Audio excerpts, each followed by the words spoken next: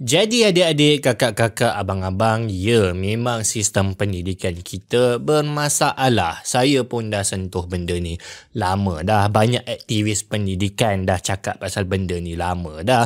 Malah dalam bahagian polisi negara-negara maju pun diorang sebut pasal masalah dalam sistem pendidikan. Antara masalah yang paling utama adalah ialah dia menjadikan semua orang, semua manusia yang hakikatnya berbeza-beza, kebolehan minat mereka dinilai dalam satu sistem piawai yang sama. Diorang gunakan metrik-metrik nombor yang macam merobotkan manusia, menghilangkan anak-anak yang tengah belajar ni. Ya, dan banyak lagi masalah-masalah lain. Cuma kena faham, setiap daripada perbincangan tentang masalah-masalah sistem sekolah bukan nak suruh anak-anak muda berhenti sekolah. Tak.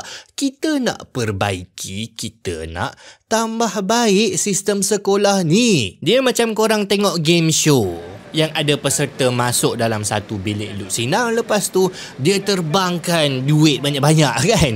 Jadi peserta tu kena tangkap sebanyak mungkin duit yang tengah berterbangan tu. Lagi banyak dia tangkap, lagi kaya lah dia. Sistem sekolah kita boleh kata macam tu, walaupun keadaan tengah haru biru, ribut, tetapi yang berterbangan tu adalah lebih berharga daripada duit pun adalah ilmu. Jadi setiap kritikan kepada sistem pendidikan sebenarnya adalah untuk ajar anak murid supaya diorang dapat tangkap duit-duit tu, tangkap ilmu-ilmu tu dengan lebih efisien, dengan lebih baik, ataupun lagi satu adalah supaya duit itu kita boleh jadikan dia kurang turbulence, kurang arus deras dia supaya lebih mudah ditangkap. Dan bukan nak suruh peserta tu keluar terus daripada game show, last-last satu hapak pun dia tak dapat. Sistem sekolah ni adik-adik, walaupun dia ada banyak problem, ya, tapi niat sistem sekolah ni bukan jahat. Bukan dia sengaja nak hancurkan hidup korang ke apa, tak. Masalahnya sistem piawai pendidikan adalah